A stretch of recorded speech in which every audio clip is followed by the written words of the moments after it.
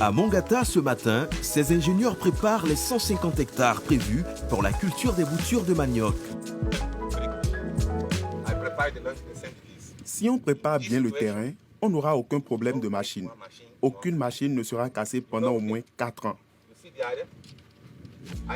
Ce sont les premiers soldats de la révolution du manioc en RDC.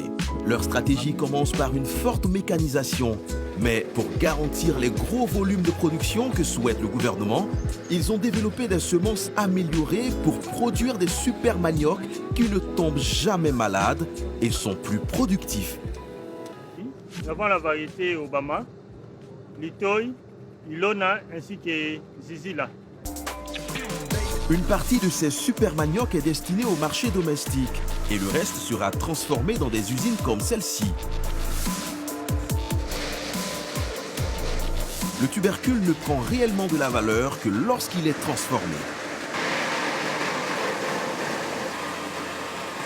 C'est ici où le manioc qui a été produit au champ vient ici pour être transformé en farine de manioc de haute qualité. Plus fine que celle utilisée dans les ménages pour faire du foufou, la farine panifiable, c'est celle qui sert à faire du pain. Pour remplacer le blé chez les boulangers et ainsi limiter les importations de blé. Mais si le manioc intéresse autant, c'est que son utilisation ne se limite pas à la cuisine. Désormais, le manioc, certains le transforment en carburant. À Akupé, Sophie se fait livrer un nouvel outil pour cuisiner. Tiens, cette manche-là. C'est... Attendez, si moi-même je peux essayer pour voir. Ok, essayez. Vous savez qu'ici, puisque c'est une première fois, on doit tout faire pour voir. Voilà.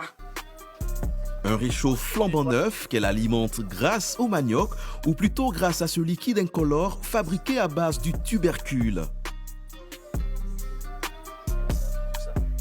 Le réchaud a donné comme ça. Oui, oui, oui. Du bioéthanol qui remplacera le charbon de bois qu'elle utilise d'habitude. Ce petit village est la première zone test du produit. C'est bon, hein? Avec charbon, la cerise, j'arrive pas, ça cuit pas vite. Je suis obligée de souffler à chaque fois. Souffler, ça me fatigue. Un carburant au manioc, une idée unique au monde, imaginée à quelques kilomètres de là.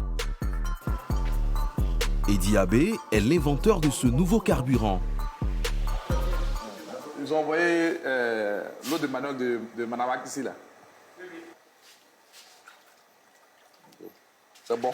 Nous avons reçu des déchets liquides de manioc qui proviennent des différentes coopératives. Ici, sur 120 mètres carrés, il produit artisanalement 1000 litres de carburant par semaine. Voilà, c'est à partir de cette matière première que nous allons travailler pour obtenir le biocombustible appelé bioéthanol.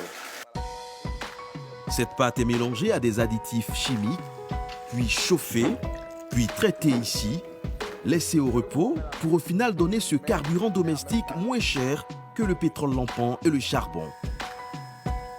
Il est moins cher, il est à 1500 francs, comparément à d'autres concurrents qui font le rechargement à 2400 francs CFA. Avec 1 litre, vous pouvez faire en moyenne 3 semaines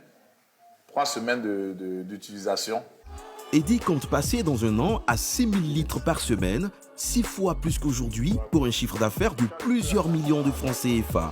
Car il le sait, le manioc, cela peut rendre riche, très riche.